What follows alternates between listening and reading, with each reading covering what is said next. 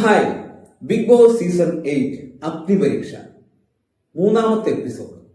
ഈ എപ്പിസോഡിൽ പ്രധാനമായും സംഭവിച്ച കാര്യം 4 പേര് അഗ്നിപരീക്ഷയിൽ നിന്നും പുറത്തായിരിക്കുന്നു. അതായത് ബിഗ് ബോസിൽ എത്താതെ അഗ്നിപരീക്ഷയിൽ തന്നെ 4 പേർ പുറത്തായിരിക്കുന്നു എന്നുള്ളത് തന്നെയാണ്. ഈ എപ്പിസോഡിൽ 40 പേരും പങ്കെടുത്തിട്ടുണ്ടായിരുന്നു.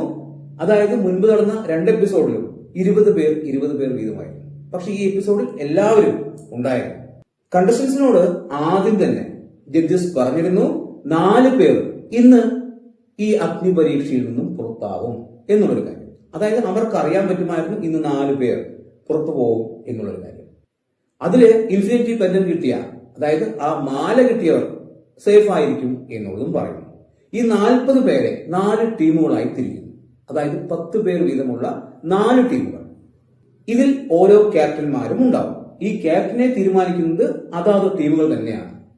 ക്യാപ്റ്റന്മാരെ തീരുമാനിച്ചതിന് ശേഷം ജഡ്ജസ് പറയുന്നു ക്യാപ്റ്റന്മാർ പുറത്തു പോവില്ല, മറ്റുള്ളവരിൽ നിന്നായിരിക്കും 4 പേർ പുറത്തു പോവുക എന്ന്.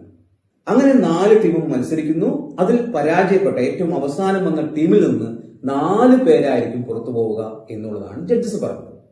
അതുപോലെ തന്നെ ഇൻഫിനിറ്റി പെൻഡന്റ് കിട്ടിയിട്ടുള്ള ആളുകൾ ചേർന്ന് മറ്റു 3 ടീമിൽ നിന്നും ഒരാളെ കൂടി സെലക്ട് ചെയ്യാം. അതായത് അയാളും ഈ പറയുന്ന നോമിനേഷനിൽ വന്നു നിൽക്കും എന്നുള്ളതാണ്. പക്ഷേ ഈ ഇൻഫിനിറ്റി കിട്ടിയ ആളുകൾ ഒരാളെ സെലക്ട് ചെയ്യാൻ വേണ്ടി കുറച്ച് കഷ്ടപ്പെട്ടു. അത് അവരുടെ പ്രശ്നം തന്നെയാണ്. അതുകൊണ്ട് തന്നെ ജഡ്ജസിന് അത് ഒട്ടും ഇഷ്ടമായില്ല. അവരുടെ ആ ഇൻഫിനിറ്റി ജഡ്ജസ് നഷ്ടപ്പെടുത്തി. ആ മാലകളെല്ലാം തിരിച്ചു വാങ്ങിച്ചു. അതായത് ഇപ്പോ ഭൂരിഭാഗം ആൾക്കാർക്കും ആ ഇൻഫിനിറ്റി ഇല്ല എന്നുള്ളത് തന്നെയാണ്. അങ്ങനെ ആദ്യം, അതായത് ബിഗ് ബോസ് സീസൺ 8 എത്താതെ അഗ്നിപരീക്ഷയിൽ തന്നെ ആദ്യം പുറത്തായ വ്യക്തി അത് ബിജു ആണ്. ബിജുവിന് അത്യാവശ്യം നല്ല സങ്കടം വന്നിട്ടുണ്ട്.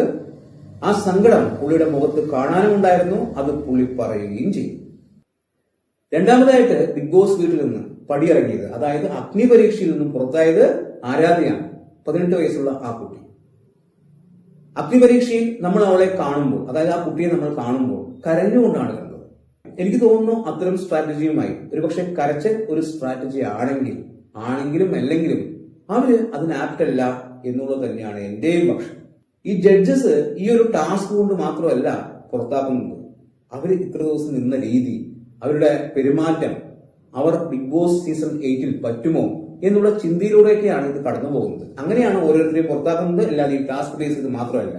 ഈ ടാസ്ക് ബേസ് ചെയ്ത് ഇവർ വന്നു എന്ന് മാത്രം, നോമിനേഷനിൽ വന്നു എന്ന് മാത്രം. അപ്പോ രണ്ടാമത് പുറത്തായത് ആരാധ്യ. അതിനുശേഷം പുറത്തായ വ്യക്തി നിതിനാണ്, അതായത് ജിമ്മൻ. പുള്ളി പോകുന്നതിന് മുൻപ് മിമിക്രി എല്ലാം കാണിച്ചിരുന്നു. അതായത് പുള്ളിക്ക് ഒരുപാട് കഴിവുകളുണ്ട്, അത് കാണിക്കാൻ സാധിച്ചില്ല എന്നൊക്കെ പറഞ്ഞപ്പോ മിമിക്രി കാണിക്കാൻ പറഞ്ഞിട്ടുണ്ടായിരുന്നു. അപ്പൊ നിതിനാണ് പിന്നീട് പുറത്തായത്. 4മതായി പുറത്തായത് റാഷ. എനിക്ക് തോന്നിയത് റാഷ ഒരു ബിഗ് ബോസ് മെറ്റീരിയൽ തന്നെ ആയിരുന്നു എന്നുള്ളത് തന്നെയാണ്. ഈ കൂട്ടത്തിൽ അൺഫെയർ ആയിട്ട് എനിക്ക് തോന്നിയത് റാഷയുടെ കാര്യത്തിലാണ്. റാഷ ഒരു പക്ഷേ ബിഗ് ബോസിൽ വന്നിരുന്നുവെങ്കിൽ മികച്ച പ്രകടനം കാഴ്ചവെക്കാൻ പറ്റുമായിരുന്നു എന്നെനിക്ക് തോന്നിയിട്ടുണ്ട്. അതായത് ഞാൻ കണ്ടതിന്റെ അടിസ്ഥാനത്തിൽ ഒരു പക്ഷേ പല ആൾക്കാർക്കും പല അഭിപ്രായമായിരിക്കാം. ഒരുപക്ഷെ ജഡ്ജസ് പല കാര്യവും ചിന്തിച്ചിട്ടുണ്ടാവും. എന്തായാലും ഈ 4 പേർ, ബിജു, ആരാധ്യ, നിതിൻ, റാഷ, ഇവർ 4 പേരും ബിഗ് ബോസ് കാണാതെ അഗ്നിപരീക്ഷയിൽ നിന്ന് തന്നെ പുറത്തായിരിക്കുന്നു.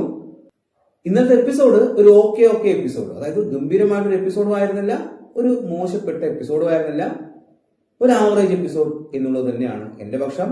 എന്താണ് നിങ്ങളുടെ അഭിപ്രായം എന്ന് കമന്റ് ബോക്സിൽ കമന്റായി രേഖപ്പെടുത്തുക. പുതിയൊരു വീഡിയോയുമായി കാണുന്നവരെ ബൈ.